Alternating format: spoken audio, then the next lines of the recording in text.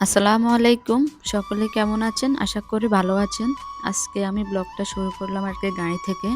আমরা তো আজকে যাওয়ার কথা ছিল আমার বোনের বাড়িতে। আমরা বেড়াবো আরকি ডিসেম্বরে। তারপর আমরা দেশে যাব।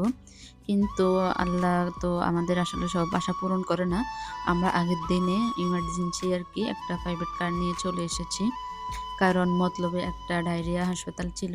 এই কারণে ওখানে আমার ছোট মেয়েটাকে ভর্তি করাইতে হয়েছে।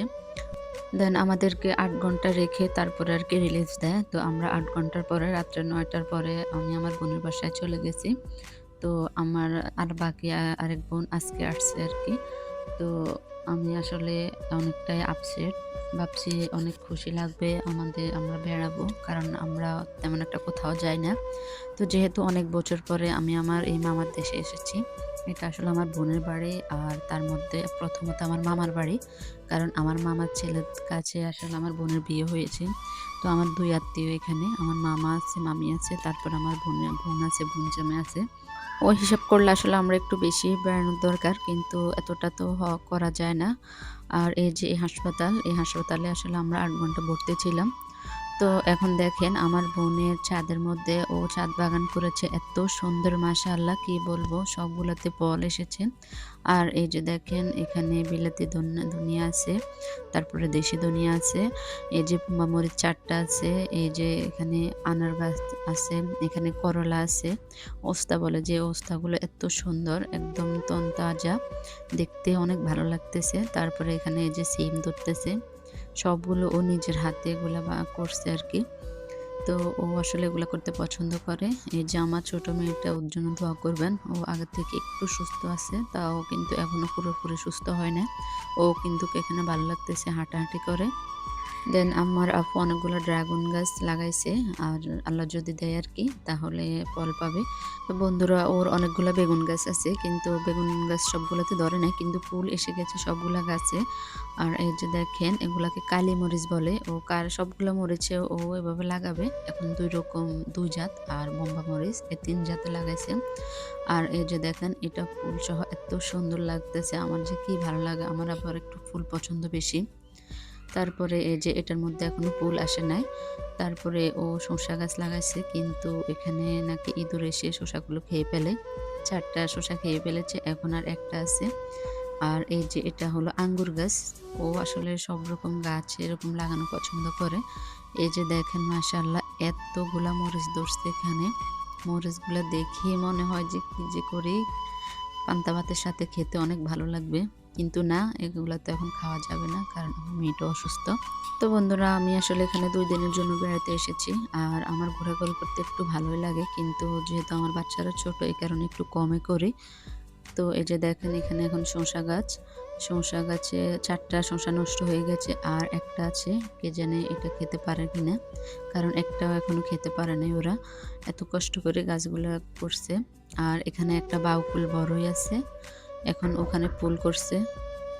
আসলে আমার বোন এরকম সবগুলা গাছ এরকম লাগানো পছন্দ করে আরকি। নিচেও তেজপাতা, তারপরে বেল গাছ, আরো অনেক ফল গাছও আছে। তো এখানে পেঁপে গাছ, তারপরে আবার বেগুন গাছে অনেকগুলা ফুল করছে। আবার আরেকটা উপরে আছে আরকি। আবার উপরে অনেকগুলা সিম গাছ আছে, লাউ গাছ আছে কিন্তু ওগুলা ভিডিও করা আসলে হয় নাই। তো এখানে এই যে দেখেন আনারের ফুল করছে। তারপরে কাঁঠাল, লিচু, আম সব রকমের গাছ আছে ওদের। আগে আসলে আমি আমার মায়ের সাথে আসতাম বেড়াতে। কারণ আমার মার কাছে আরকি ছোট থাকতে আসতাম। কিন্তু এখন আমার মা তো দেশে, আমি ঢাকা থেকে এসেছি। কারণ আমার মা আসলে আসা হয় নাই। তো এই যে দেখেন আমার বোনে আবার এখানে হাঁস মুরগি পালন করে আরকি অনেকগুলা জাল দিয়ে। কারণ ভিতরে না হলে কুকুর, এদিকে আবার কুকুরে হাঁস মুরগি খেয়ে ফেলে। এ কারণে তো এই যে আরেকটা ঘর আছে আমার বোনের ঘর বরাবর। এটা হচ্ছে আমার আর মামাতো ভাইয়ের ঘর। আমার মামার আসলে ছেলে ২ টা আর মেয়ে ২ টা। তো সবার সংসার হয়ে গেছে। তো এই কারণে এই যে এখন হলো আমার ছোট ভাইয়ের ঘরে আরকি আসলাম। আসলে আমার মামা-মামি আমাদেরকে এখনো অনেক আদর করে। তো আমাকে বলে যে, "আসো ঘুরে যাও।" তো আমি আসলে আমার মেয়েকে নিয়ে আসি একটু ঘুরে গেলাম আরকি। তো আপনাদের জন্য একটু ভিডিও করে রাখলাম। এখানে ওদের বেডরুম আরকি। তো এগুলো আর করলাম না। আর এই যে এটার মধ্যে আমার মামা থাকে। আর যখন ওই ঘরে থাকে, ওই ঘরে আরেকটা রুম আছে আমার মামার। তো আসলে ওটা পরে দেখাবো। আজকে যা আমি ভিডিও করেছি ওটাই দেখাচ্ছি আরকি। আর এটা হচ্ছে ড্রয়িং রুম। আর এখানে হয়তো কোনো গেস্ট আসলে থাকে। আর এই যে দেখেন এই দেয়ালে যতগুলো কালার আছে এটা আসলে ওরাই করেছে। তো ওই যে দেখেন আমি একটু ভিতরে ঢুকে তারপরে দেখলাম আরকি অনেক সুন্দরভাবে কিন্তু আমার বোনে হাঁস মুরগি পালন করতেছে। কিন্তু এখন আর আগের মতো করবে না। একটু কমিয়ে দিয়েছে। আমাদের জন্য সবগুলা জবাই করে দিয়েছে। মুরগি ৫ টা, তারপরে হাঁস ৫ টা, এগুলো আসলে সবগুলো আমাদেরকে খাওয়াবে। এই কারণে একটু কমে গেছে।